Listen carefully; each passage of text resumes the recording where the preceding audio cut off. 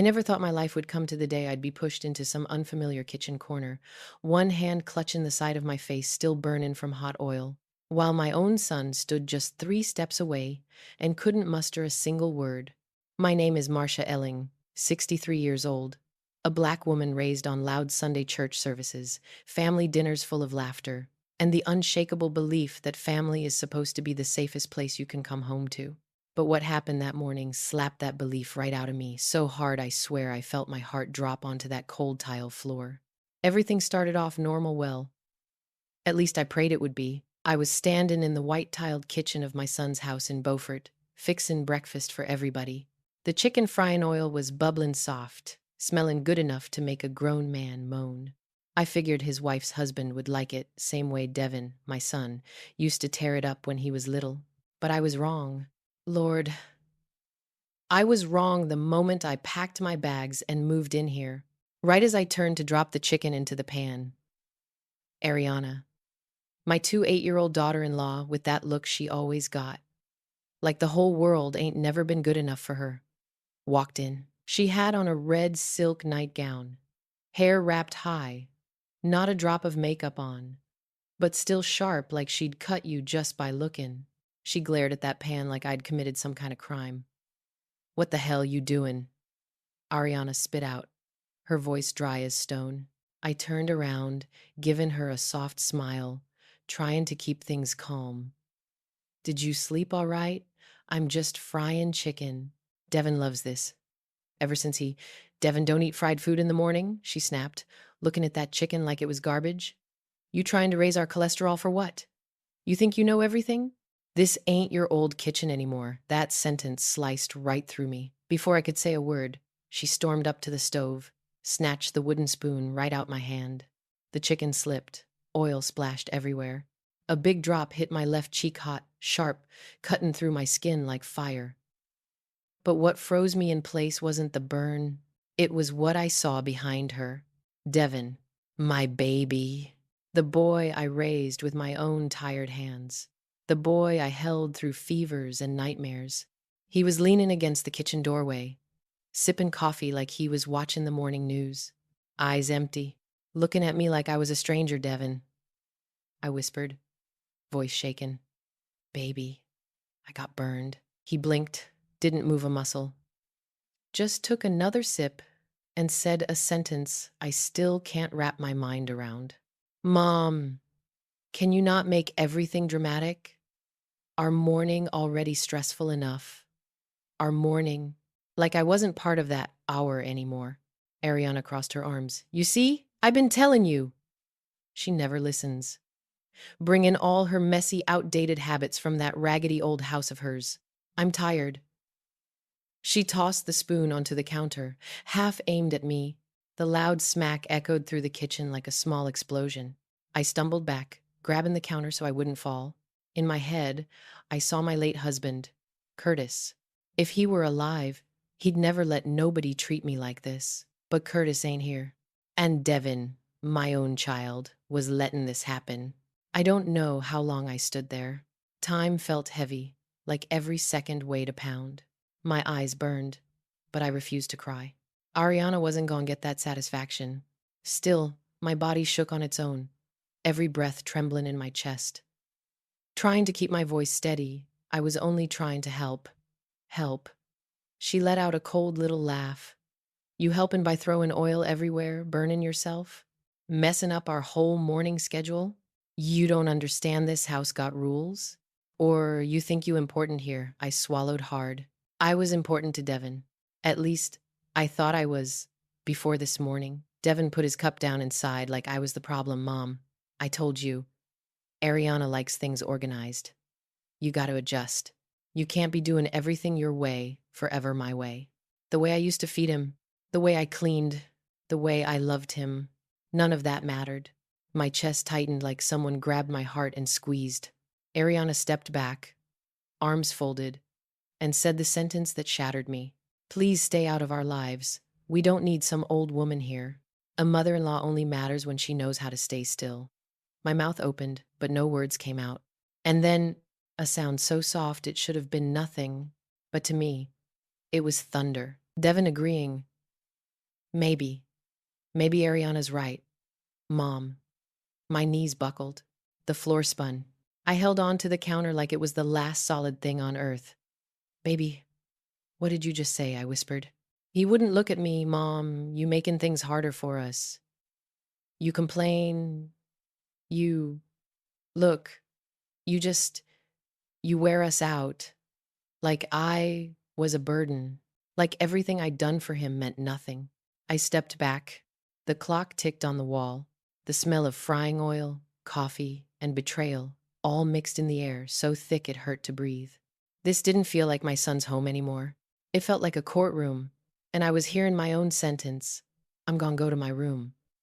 I turned, and right before I stepped out the kitchen, Ariana muttered low, too low for Devin to hear, but sharp enough to stab me clean through. Poor thing. She got no idea this is just the beginning. My body froze. But I didn't turn back. I just walked away, hand on my burning cheek, the other holding my chest where the real wound was. I didn't know which hurt worse, the sting on my skin, or the truth that the only family I had left stood with the woman who wanted to break me. And I sure didn't know that this cruel morning was the first step toward a secret I never could have seen coming. I walked out that kitchen with half my face still burning from the oil, but it was my heart that hurt the worst. I went back to my room, a small little space on the first floor that Ariana arranged for me like I was some bothersome guest staying over too long. That room ain't had nothing but an old iron bed, a window facing the driveway, and four cold beige walls. I called it a bedroom just so I wouldn't have to admit it felt more like a storage closet someone emptied out for me. I closed the door and leaned back against it. My cheek was blistered, but I didn't cry. Sometimes being disrespected so deeply just leaves you numb. Too numb to even show hurt. I sat down on the edge of the bed, hands twisting together. I thought, maybe this is just a misunderstanding. Maybe I gotta apologize again. Ain't that what mothers do? Say sorry even when the mistake ain't theirs? But before I could gather my words, I heard footsteps hitting the hallway, not Devin's. My boy walked soft, careful, like he always studying the ground beneath him. These steps were hard, sharp, like the person walking had every intention of breaking whatever peace I had left. The door flew open without a knock. Ariana stood there, hands on her hips. You planning on packing your stuff or you just gon' sit there? She said, voice sweet enough to rot teeth. I blinked, thinking maybe I misheard. Pack my stuff, I whispered. Well, if you sittin' there frozen, clearly you ain't. She stretched her words out slow. Devin needs to talk to you. And this ain't the time for you to hide in here. My heart skipped a beat. Devin wants to talk to me. If you still mom in his eyes, she snickered. That jab cut straight through me. Thin but sharp. Still, I stood up. Because some small, desperate part of me hoped my son wanted to apologize. Or at least, soften the blow.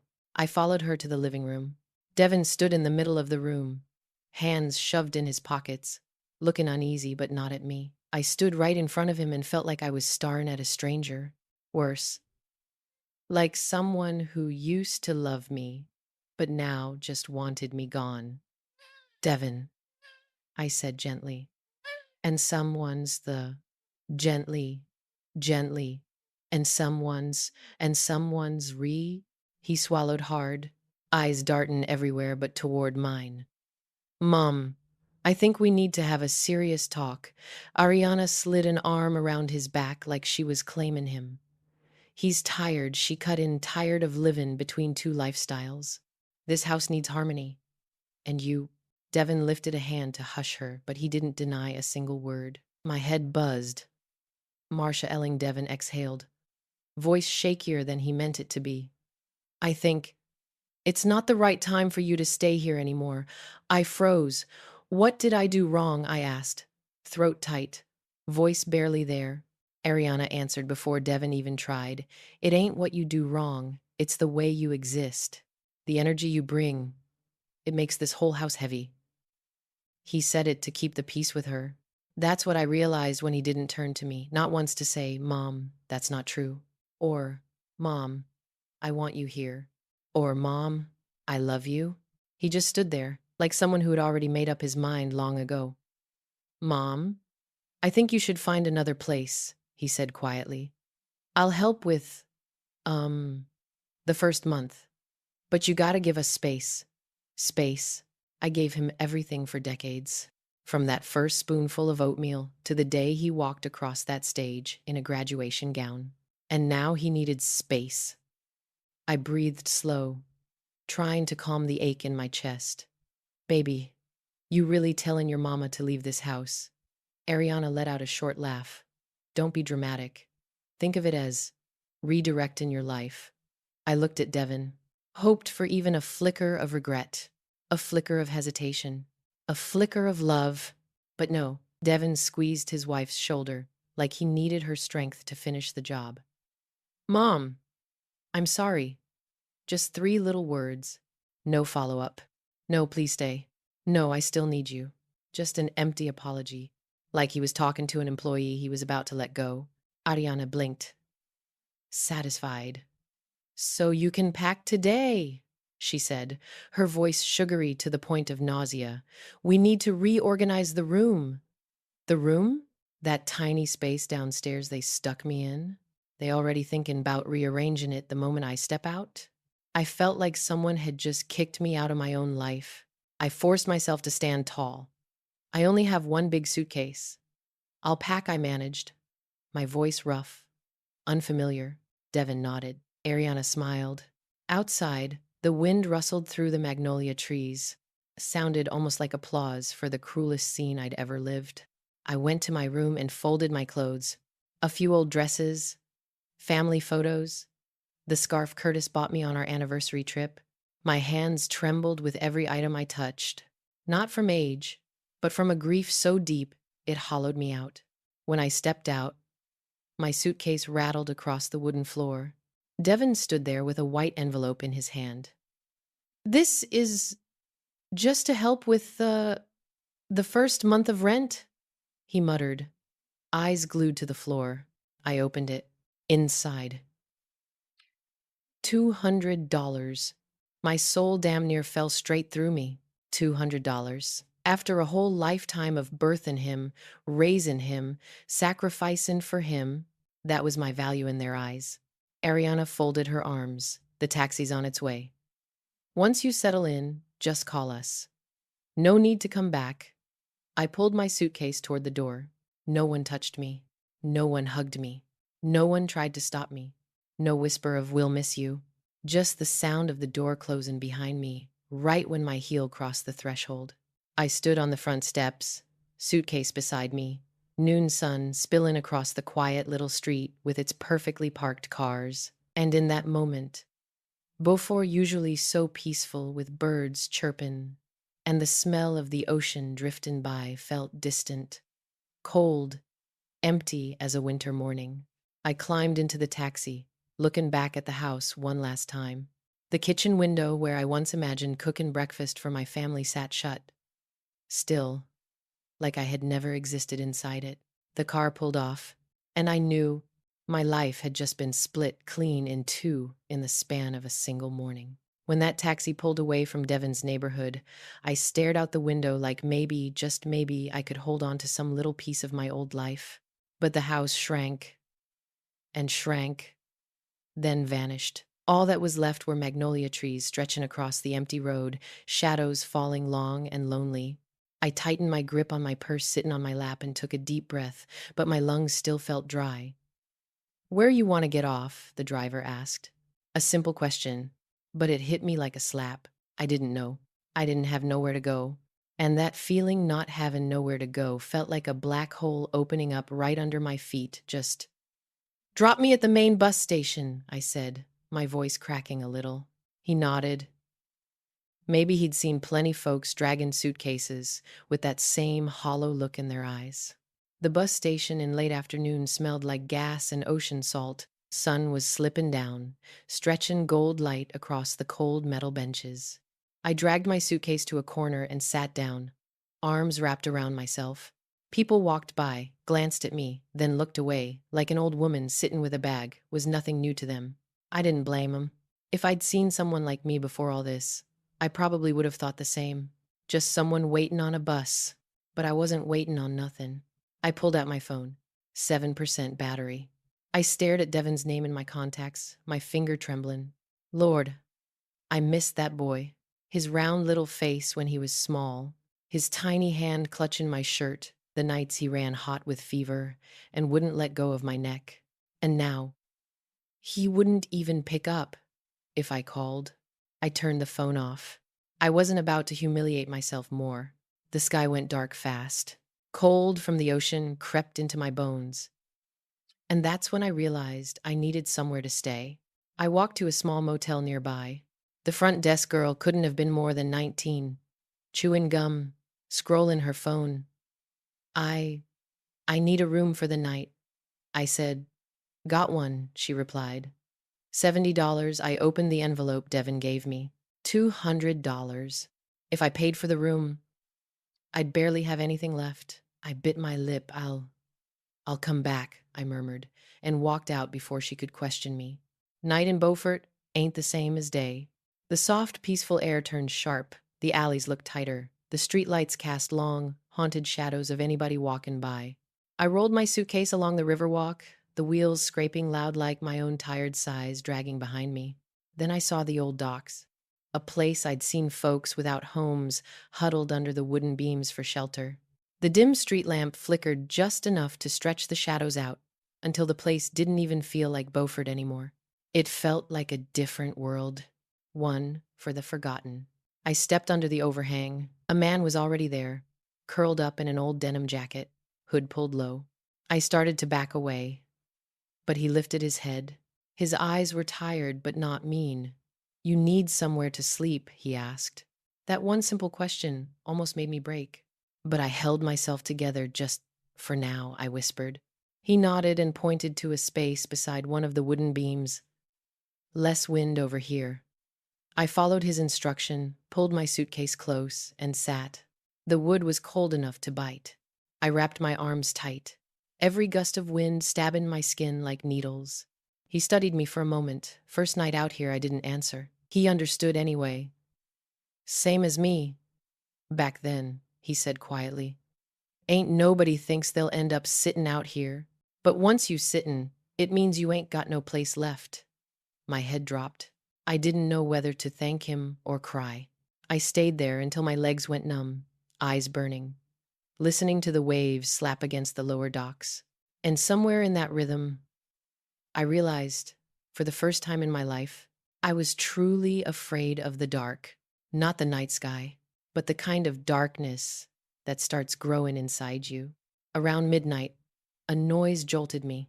Someone was rummaging through trash bins behind a far-off restaurant. Metal clanged loud. Then, a raspy laugh carried across the air. I stiffened, grabbing the handle of my suitcase like it could protect me from anything. The man next to me whispered, Don't look over there. Folks round here, some ain't stable. Stay quiet. They won't come close. I pulled my jacket tight, breathing slow and shallow. The wind carried the smell of garbage, seawater, and something else. Metallic, sharp. Around 3 in the morning, I couldn't take it no more. I stood up, shivering, and dragged my suitcase away from the docks. Didn't know where I was going, just knew I couldn't stay where I felt like prey waiting to be pounced on. I wandered near the old hospital, past houses with broken windows lit by moonlight like empty eyes watching me pass. I avoided them and found a long bench near a park. The wind was gentler, but still cold enough to turn my fingers purple. I leaned back, pulling my suitcase close to my chest. My stomach cramped from hunger, my head throbbed, and tiny sparks of light danced in my vision from exhaustion. Never in my 63 years did I imagine sleeping outside. I thought my life was steady. I had a husband, a child, a home. But in just weeks, I lost it all. No, I lost it the moment my son looked away from me in that kitchen. The sky above me was black, starless. I shut my eyes, shivering under a night that felt like it had teeth. Footsteps echoed in the distance. I didn't know who it was. I didn't even open my eyes.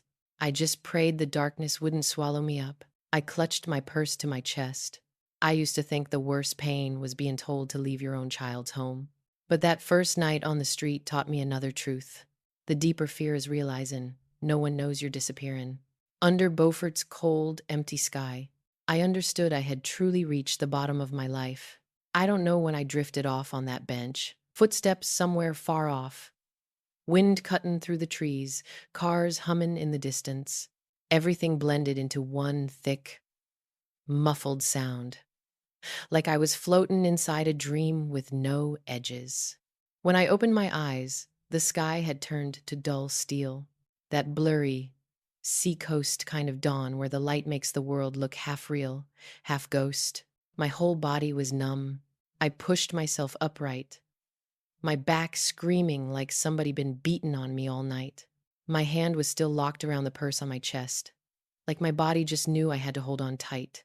At this age, the cold don't treat you kind. One night out here, and I felt 10 years older. I stood up, pulled my suitcase behind me, trying not to let the wheels scrape too loud. The early morning air was wet and cold, river fog settling right into my bones. On the little streets of Beaufort, pieces of darkness still clung to corners under porches, behind old hedges, tucked under broken awnings. And somehow, I felt eyes on me, invisible eyes. I shook my head, telling myself I was being paranoid. But those early morning hours, before a town fully wakes, they got a way of making a person feel unsafe. Near the old post office, I found a dry wooden bench. I sat down and let out a heavy breath. My chest tightened with every inhale. The kind of exhaustion that hits like a wave you can't outrun washed right over me. I set my suitcase down and opened my old leather bag to look for water. That's when I saw the brown envelope. I'd forgotten all about it. Last night I was too cold, too scared, too tired to remember anything. It sat wedged between papers, an old candy wrapper, and my handkerchief. One corner was worn soft, like it'd been waiting there a long while. My heart tightened when I saw the handwriting, that slanted, firm script. Curtis, my husband. I touched the words with my fingertips. Open only when you got nowhere left to go, I froze. Nowhere left to go. When did Curtis write that? Why would he think I'd ever end up like this? What did he know that I didn't? I set the envelope on my lap, breath uneven. For a moment, it felt like somebody was behind me watching me. I turned quick. Empty street. A flickering street lamp. A skinny cat darting across the sidewalk. But that feeling of being watched, wouldn't let go.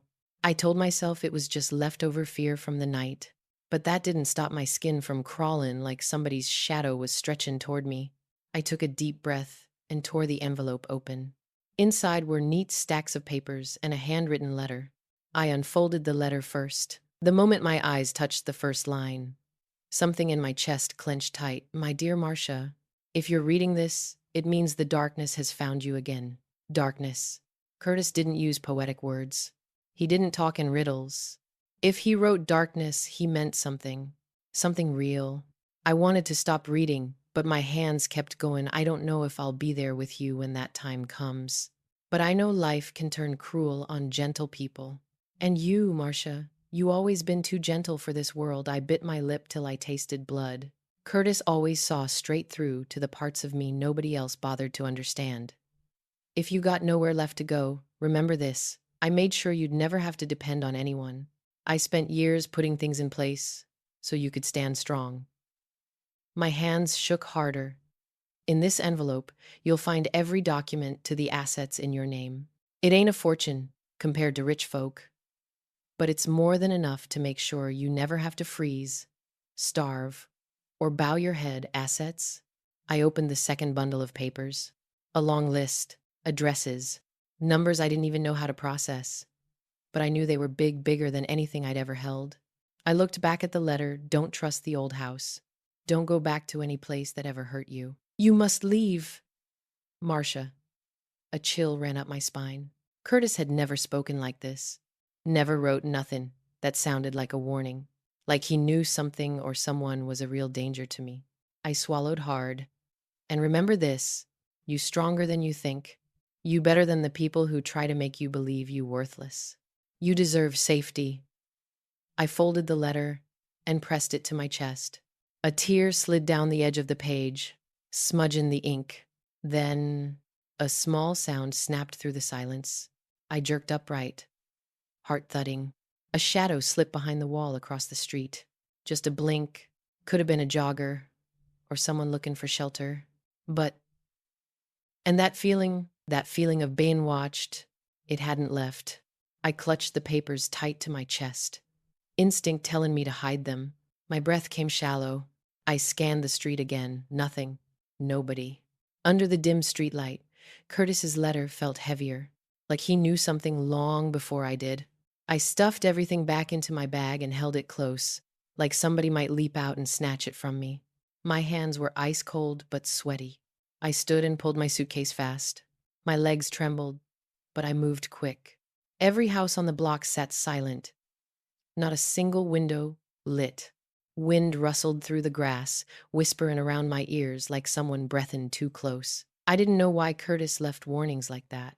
Didn't know what the darkness meant. Didn't know why I felt like footsteps were behind me, even when the street looked empty. But one thing I knew for sure, I wasn't as alone in this story as I thought.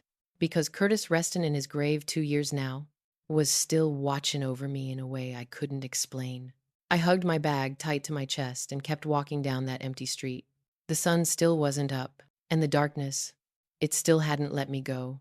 That morning, after I finished reading Curtis's letter, I sat on that wooden bench in front of the old post office for a long time. The sky was dull and gray, not a single ray of sunlight strong enough to warm me. Part of it was the weather, but mostly it was because inside me there were too many layers of emotion stacking on top of each other: shock, fear, gratitude, and a kind of stunned disbelief I didn't even have words for. I felt small, but I also felt like something had shifted under my feet. Like everything could change in the space of a single breath. Inside the envelope, besides the letter, Curtis had left a business card. On it was the name of a law office downtown, Baker and Cross, Estate and Trust Attorneys. On the back, his handwriting: "If you ever in danger, go here. They know what to do." Those words, in danger, sent another chill down my spine. Curtis never talked about danger in his last years. Even when he got real sick, his calmness always made me feel like everything was under control. But now, sitting there under that washed out morning light, the more I stared at that sentence, the more I knew something wasn't right. I tucked the letter away, clutched my bag tight against my chest, and stood up. My legs were still shaking, but I knew I had to move.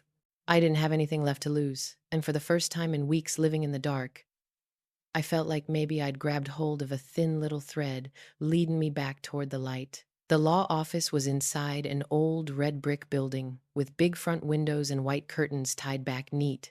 When I walked in, the smell of polished wood and a hint of lavender wrapped around me, almost knocking the breath out of my chest. It was clean, orderly, peaceful, the exact opposite of the night I'd just survived. A white woman around 50 looked up from the reception desk when she saw me, then stood right away. "Mrs. Elling," she asked, polite but with that careful kindness like she'd been told I was coming. I nodded. She didn't ask anything else. Just gave a small gesture for me to follow. "Mr. Baker's been expecting you." We walked down a long hallway. I could hear my footsteps tapping soft against the wood floor. Every step made me feel like I was walking further and further away from that old life full of shame, and closer to something I didn't even have a name for yet. The office door opened. A black man in his 50s rose from behind his desk. Tall, a little lean, with deep-set eyes and the calm of somebody used to carrying other folks' heavy problems. "Good morning, Mrs. Elling," he said, voice warm but serious. "You're here. Curtis hoped you'd come sooner, but—" Those words made me pause. Mr. Baker motioned for me to sit and took his seat across from me. He placed a prepared file on the desk between us. Before Mr. Curtis passed, he began, "He set up a trust in your name. He instructed that if anything happened that left you without a home, or if you were treated poorly, you were to come to me immediately." I could hear my heart beat loud in my ears. Treated poorly. He knew? Mr. Baker went on. Mr. Curtis invested quietly for over 20 years. Real estate, municipal bonds, shares in a few small businesses. It's all been transferred into your name. He left you quite a lot, Mrs. Elling. I swallowed. Quite a lot means how much, I asked. He studied me for a moment, then answered. Over $8.5 million. At the time of his passing, likely more now. A portion is held in a bank in Charleston under your sole authority. I had to grip the arms of the chair just to keep from falling over. 8 point. Meh. A woman who just slept under a dock? Mr. Baker seemed to understand how it hit me, so he slid the papers closer. Our duty is to protect you on Curtis's behalf, he said gently, and to help you reclaim what belongs to you. I opened the file. The numbers blurred in front of my eyes. Addresses in good neighborhoods. Rental properties. Some sold, some still earning. Accounts, balances, terms I didn't even understand. My hands shook so bad the papers trembled with them. Mr. Baker spoke slowly. Curtis believed there was a real possibility you'd be pushed into a bad situation. He never explained fully why, but he prepared thoroughly.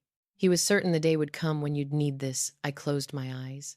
A wave of feelings crashed over me, like somebody had flung open every door to every memory and every hurt all at once. Why did Curtis think that?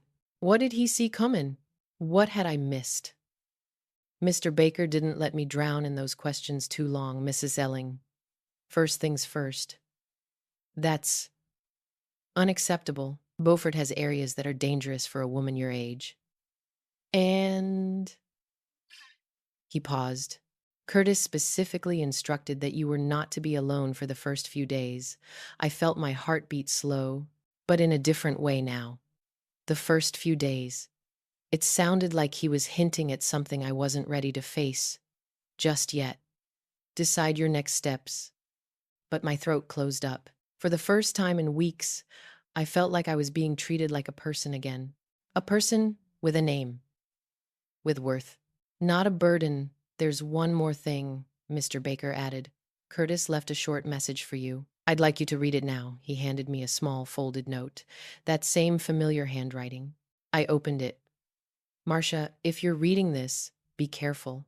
There are things I didn't have time to tell you. Trust the man I chose to help you. And don't go back to any place that hurt you. Darkness don't always come from strangers. I read that last line 3 times. Darkness don't always come from strangers. My skin prickled. Curtis knew? Knew what? I glanced at Mr. Baker, but he didn't explain. Maybe he didn't know either. All he knew was what Curtis left behind.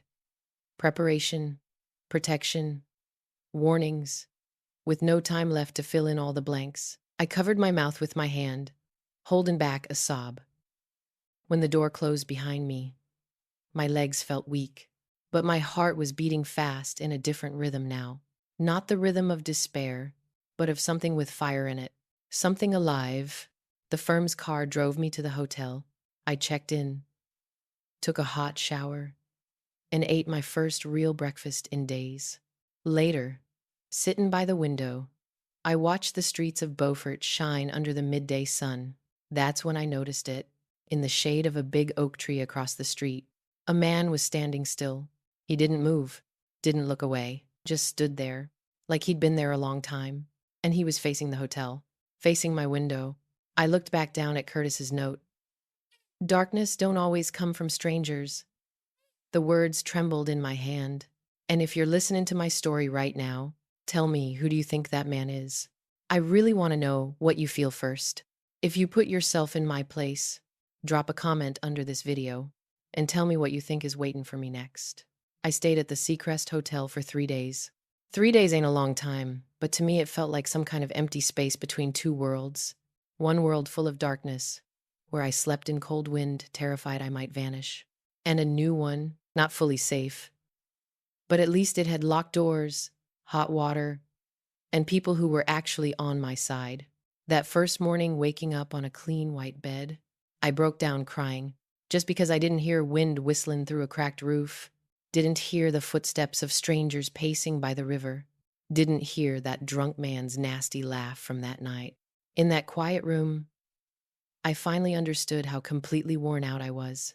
I spent almost the whole morning rereading Curtis's letter.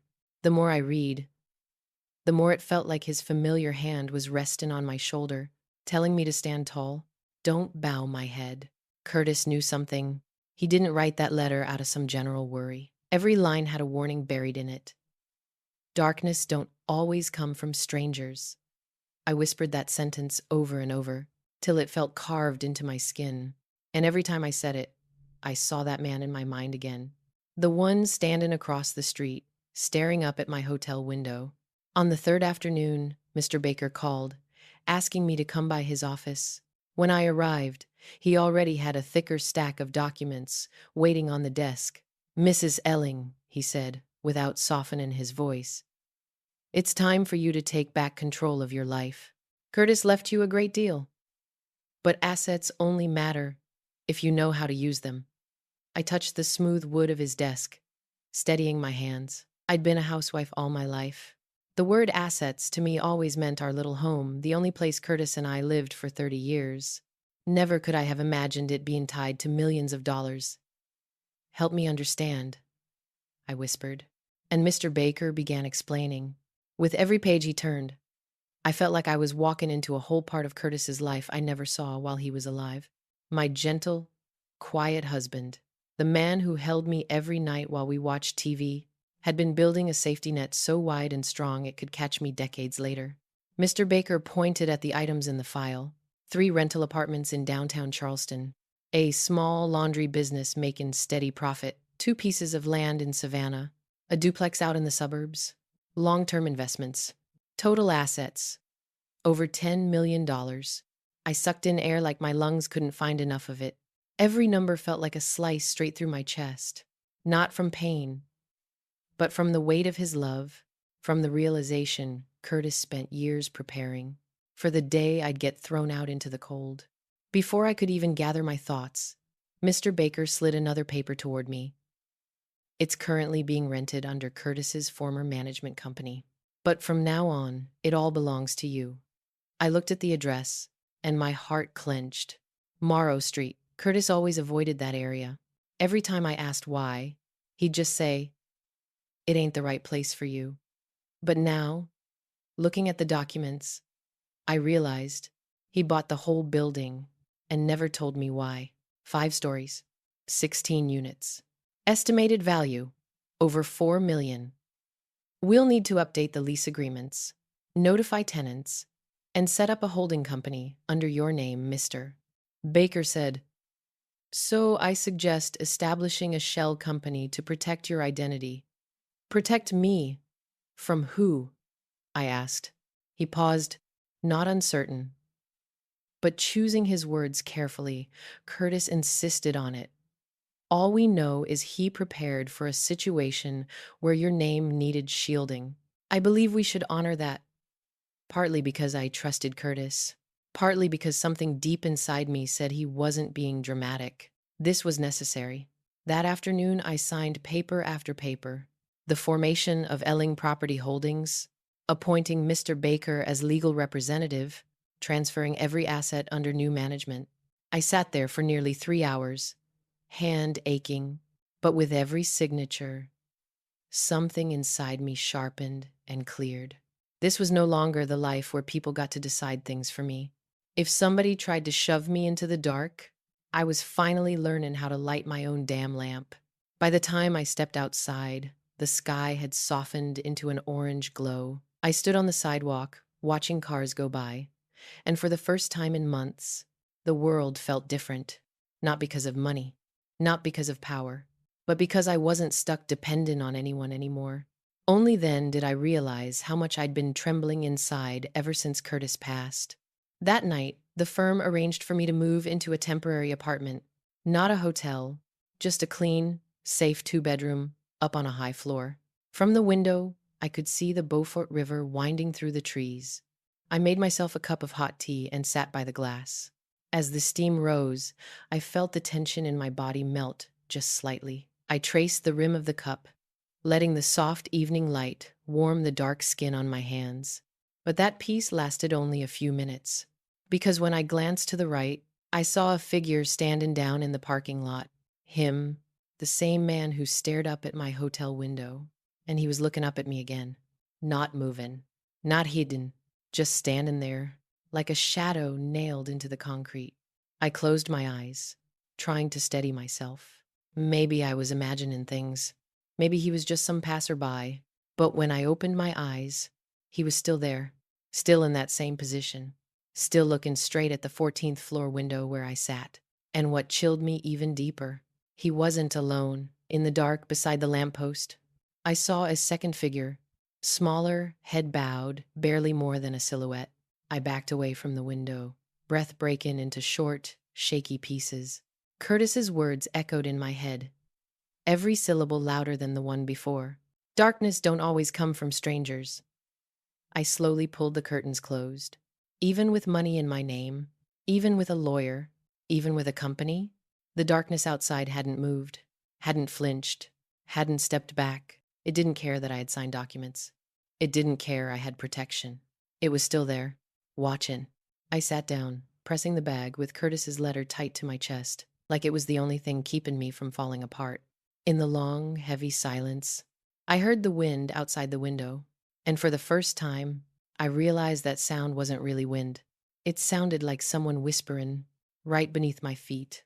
It took me almost a week before I had the strength to open those files on the building at 21 Morrow Street again. Part of it was the size of the assets, too big, too unreal, like somebody had dropped another person's life into my hands. But the bigger part was the man who kept showing up in the parking lot below my window every single evening. I never told Mr. Baker. But deep down, I knew somebody's eyes were on me. And every time I pulled back that curtain, that feeling only grew heavier. The morning I went to the law office to sign paperwork authorizing eviction notices for tenants behind on rent, one name hit me in the chest so hard I thought I might pass out. Devin Elling, my son. Mr. Baker watched me a long moment, like he was trying to measure whether I was steady enough to handle what I was doing. "Are you sure you want to proceed with the legal action?" he asked gently. That question froze me, not because I was hesitating about the tenants, but because Devin's name was sitting bold at the very top of the list. My son hadn't paid rent on the new apartment he moved into after throwing me out. I didn't know what happened after I left, but the record said he was drowning. Missed payments, borrowed loans, warnings piling up, 2 months late. I inhaled slow and deep. "I'm just following the law," I said quietly. "If the court requires me, I'll show up." My voice was so cold, even I almost didn't recognize myself. But I knew the truth now. Mercy don't save people. Not when the same person once pushed you straight into the gutter.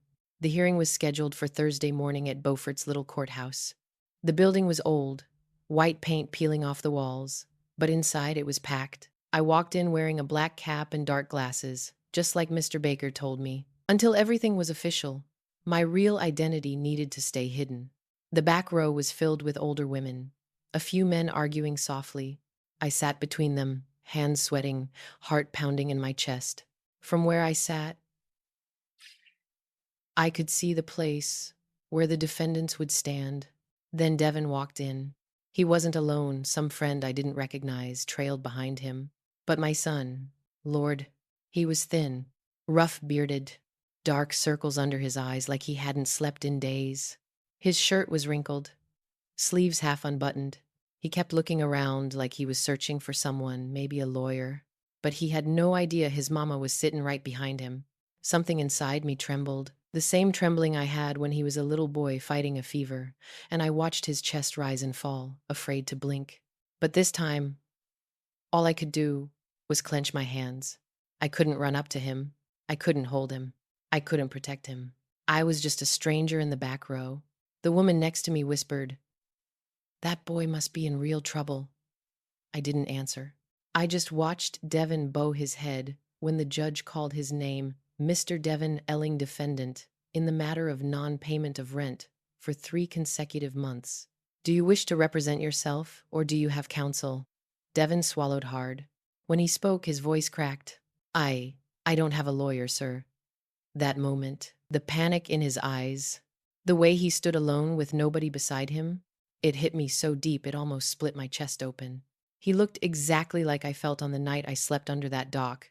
Lost, abandoned, invisible. The judge flipped through the file. You currently owe a total of $4,820. The landlord has made several attempts to contact you without response.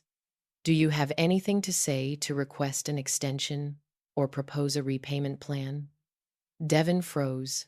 His hands trembled, his lips pressed tight, like he was trying to keep a sob from slipping out. I I lost my job. I'm looking for work. I just need more time. The judge shook his head. You were granted one extension already. Your failure to respond further makes it difficult for this court to offer additional leniency. Devin bit his lip hard. I saw the blood. Then I heard it, his voice breaking. I just need one more chance. I dropped my head, eyes burning. If I looked at him 1 second longer, I would have fallen apart. But I also knew this was a path he chose when he turned his back on me. Beside me, Mr. Baker placed a hand on the bench, a silent reminder. Don't stand. Don't go to him. Don't break the boundary. The judge signed the order. Mr. Elling, you have 10 days to vacate the premises. After that, the landlord may pursue forcible removal. 10 days. Exactly what I'd once lived through, left out, pushed out, with nowhere to go. Devin collapsed into his seat, hands covering his face. Nobody rushed to him. Not his friend, not a soul. That image, my son, felt like a mirror of the night I curled under that dock, freezing, terrified. The hearing ended. People filed out. I stayed seated until the room was nearly empty. Only then did I stand. Mr. Baker walked beside me. You all right? He asked quietly. I nodded, but my throat was locked tight. Do you think I'm cruel? My voice was so low, even I barely heard it. Mr. Baker shook his head. I think you're choosing your survival. And sometimes to survive, you have to be willing to stand outside the pain of people you once loved. We stepped outside. The noonday sun hit my face, but didn't warm me at all. Halfway down the sidewalk, I froze because that familiar prickling feeling crawled up the back of my neck. Someone was watching me. I turned my head slowly. Across the street, near the corner of an old photo shop, a tall man stood motionless, facing me, straight on, like he'd been there the whole time. He didn't look away, didn't shift, didn't hide the fact he was staring right at me. Mr. Baker asked, Is something wrong? It took me a few seconds to answer. It's just, the wind's a little strong. I turned away, but my heart was slamming against my ribs because I knew that chill didn't come from wind. It came from the cold running down my spine when I realized the darkness Curtis warned me about was still right behind me. And as much as it hurt watching my son crumble in that courthouse, I understood something even heavier. There was something bigger, deeper, and far more dangerous, waiting just ahead of me. After the hearing, I went back to the temporary apartment Mr. Baker rented for me. I sat by that window for a long, long time, looking down at the wide parking lot below. From where I stood, the people moving around looked like little pieces in a puzzle, none of 'em knowing I was watching from above. But in all those little moving shapes, I still saw him, the same man standing still under that old oak tree. He was still there, still planted in the ground, like he'd grown roots. Even with all the afternoon traffic, he stood apart, a dark ink stain on a pale picture. And every time my eyes caught him, my heart curled into a tight fist and punched itself against my chest. Baker told me I should leave Beaufort for a while, but I refused. I couldn't leave while everything still felt like smoke I couldn't hold, and while my own child, the one who came from my body, was standing at the edge of something I didn't know how to save him from. I spent the next 2 days reading through everything Curtis left. There were investments I didn't even know existed. There were notes he made that sent chills creeping up my arms. Dates, places, people he met with, and little scribbles in the margins. Not safe. Keep this sealed. If it happens, Marcia has to be protected. But reading those notes, There were moments I felt like I ain't never really known the whole man. Like some part of him had seen something coming.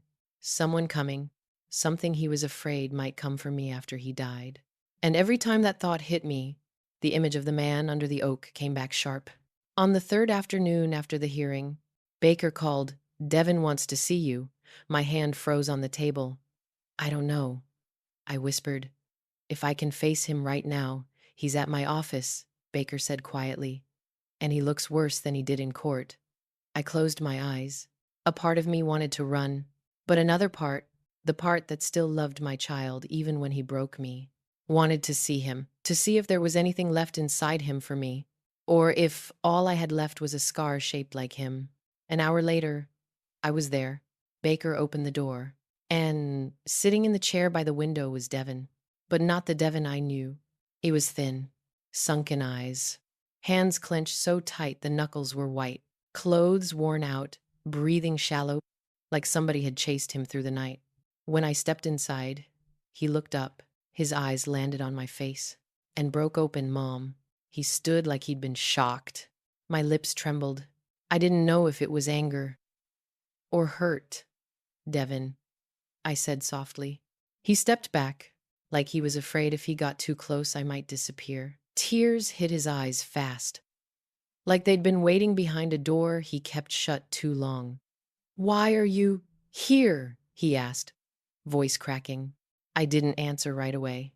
I just looked at him, his unsteady legs, his shoulders sagging under fear and failure.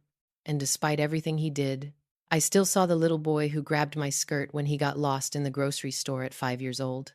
But behind that memory was darkness. A darkness I couldn't touch without cutting myself. "Why didn't you tell me you were struggling like this?" I asked. He let out a dry, broken laugh, a sound full of shame. "I was embarrassed, Mom. I couldn't. I thought if I told you, you'd look at me the way you did. That day I put you out."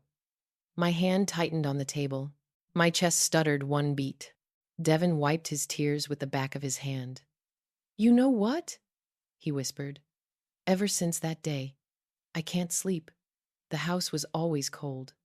Ariana, she left. I lost my job. Everything fell apart like dominoes.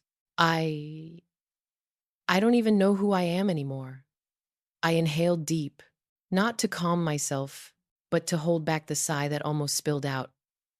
"But my pain don't mean I wanted this for you. I never wanted to see you struggling." He looked up, eyes swollen. "I'm not here to ask for help," he said, slow. "I just came to say I was wrong. I was really wrong. I let another woman tell me how to treat my own mother. And I know I did something you never deserved." My jaw trembled. The walls I'd built over these weeks started shaking. A part of me wanted to pull him into my arms, but the memories held me still. The hot oil burning my face, the door slamming shut behind me, the son who didn't reach out his hand. "I'm not asking for forgiveness," Devin said, lowering his head. "I just want a chance to be better than what you think I am. I'll leave Beaufort after I clear out my apartment. I just wanted to see you before I go." Baker stood at the back, quiet, giving us space. The silence stretched like a tight rope, waiting for someone to fall off first. I didn't fall. I looked at my son, his regret, his fear, his truth laid bare. All I said was, "You need to find yourself again, Devin. Not so I can forgive you, but so you don't lose yourself like this ever again." He nodded, tears falling again. We left the office in silence. Devin walked ahead, hands in his pockets, steps unsteady. I followed behind, keeping space between us. I didn't know if that space was to protect my heart or to protect him. The moment we stepped outside, I felt it, that stare. My instincts whipped my head left, and there he was, across the street, leaning against a lamp post. That same man. He wasn't looking at Devin. He was looking straight at me. Devin turned hesitant. "Mom, you okay?" I looked at my son, then back at the man. He didn't move, didn't flinch, didn't hide, not even when I saw him. His eyes didn't show anger, just emptiness. a hollow kind of stillness that made ice crawl down my spine. "I'm fine," I whispered. But inside, I knew this wasn't the end of my conversation with my son. And it sure wasn't the end of this new life I was stepping into. Because that man, that shadow, that cold presence, he was still there, always watching, always waiting. And I no longer knew what exactly he was waiting for. The days after seeing Devon moved slow, so slow it felt like even time needed a minute to understand what happened between a mother and her son. I stayed in that temporary apartment Baker had arranged, with his team watching over me from a quiet distance. But I knew the truth. The peace they wrapped around me was thin, thin like a cheap sheet that'd tear wide open the moment a hard wind blew through. The next morning, I made some ginger tea and opened the window over the Beaufort River. The early sun fell soft across the water, bobbing with every little wave. I sat down, let the warmth soak into my hands. It'd been a long time since I felt that kind of warmth. Not the warmth from the sun, but that little glow slipping back into my chest. Something I thought I lost the day I got thrown out of my own child's home. I started doing small things to remind myself I was still alive. Watering the little plant in the kitchen, sorting through Curtis's papers, buying myself a couple new handkerchiefs. They sound simple, maybe even silly, but when you've slept curled up under a pier in the cold dark, just standing in a clean kitchen making hot tea feels like a miracle. But every night, not with the fear of being homeless, not with the hurt of being abandoned, but with the weight of being watched. A fear you can't argue your way out of. Because I still saw him, not as often as before, but enough to know he hadn't disappeared.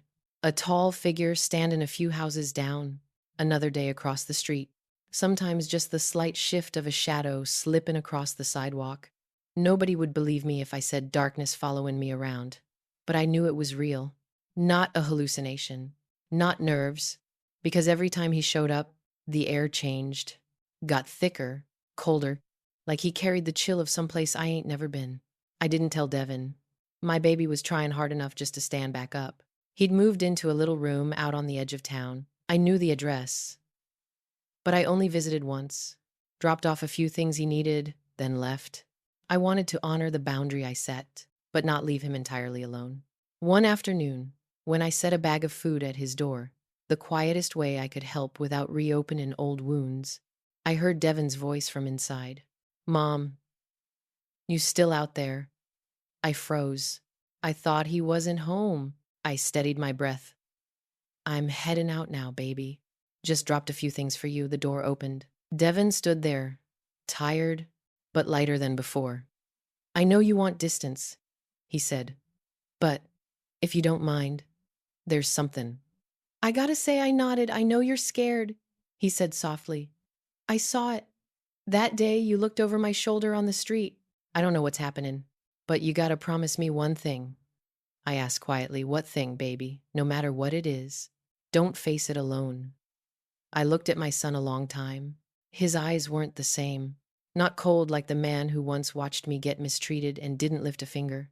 These eyes belonged to someone who finally understood what loss felt like, what fear felt like, who understood darkness don't just come from other people. Sometimes it come from your own cowardice. I laid my hand on his shoulder. "I'm learning," I said, "not to face things alone anymore." He nodded, eyes glistening.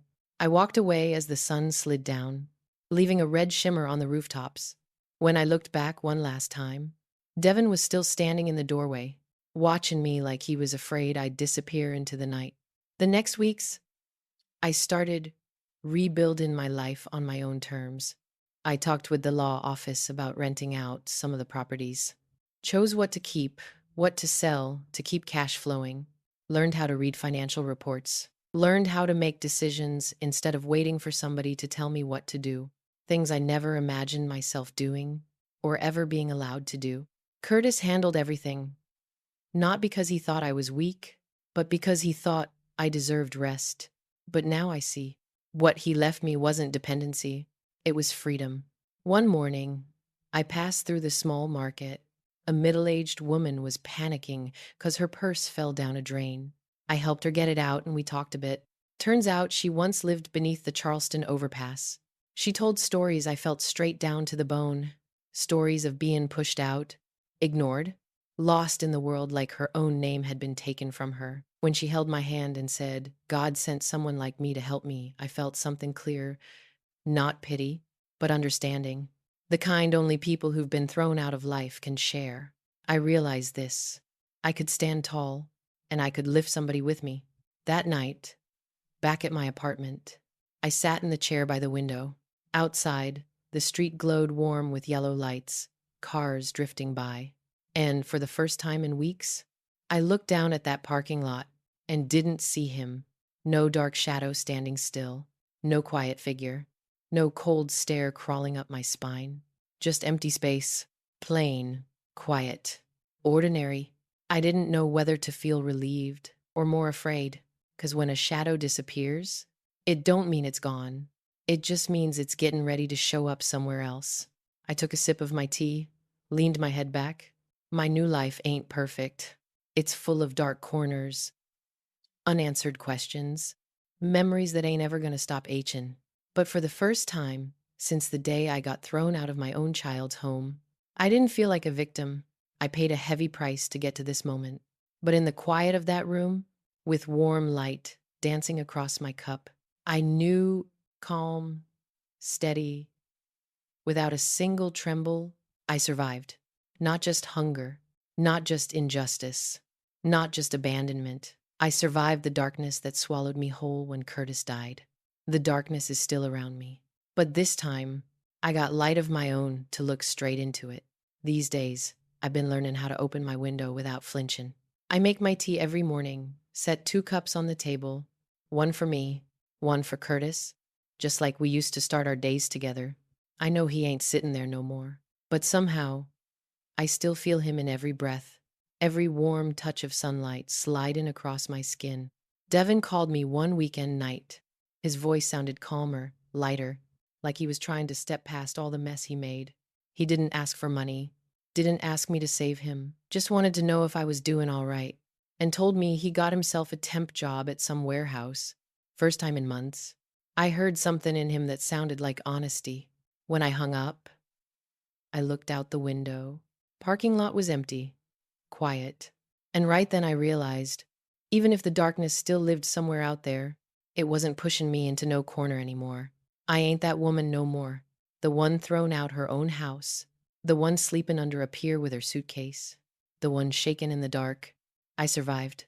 I stood up, and I reclaimed pieces of my life I thought been stolen forever. I closed the window, turned off a few lights, got ready for bed. But when I walked past the mirror, I stopped. Not 'cause of fear, not 'cause of shadows, but because of something in my own eyes. Something I ain't never seen before. Strength, clarity, and just a hint of, maybe Curtis was right. Darkness don't always come from strangers. Sometimes it come from the ones you trusted the most. Sometimes it come from wounds that never healed, right? But that's exactly why the light I'm learning to carry matters. I pulled the covers up and laid down. This time sleep came easy. No whispers in the wind, no cold breath on my neck, just my own slow heartbeat and the quiet truth that life ain't never been simple. But I'm still here to write the part of my story that's about survival. Right before I drifted off, my phone buzzed. A soft vibration. One new message. No name. No number. Just 3 words. I see you. My eyes flew open. I sat straight up in bed. The air in that room dropped cold, like the darkness had slipped through a crack in the door. I didn't know who sent it, didn't know where they were, didn't know what they wanted. But one thing was certain. My story ain't finished speaking yet. And if you were me, after everything you've been through, and you got a message like that, what would you think? What would you feel? Drop your thoughts in the comments. Your voice might help somebody else feel a little less alone in their own dark chapters. And if you want to hear more of the stories I carry, or you want to know what happens to Marcia after that message, hit that like button, subscribe, and walk with me through these roads full of shadows, because there's always a way out on the other side.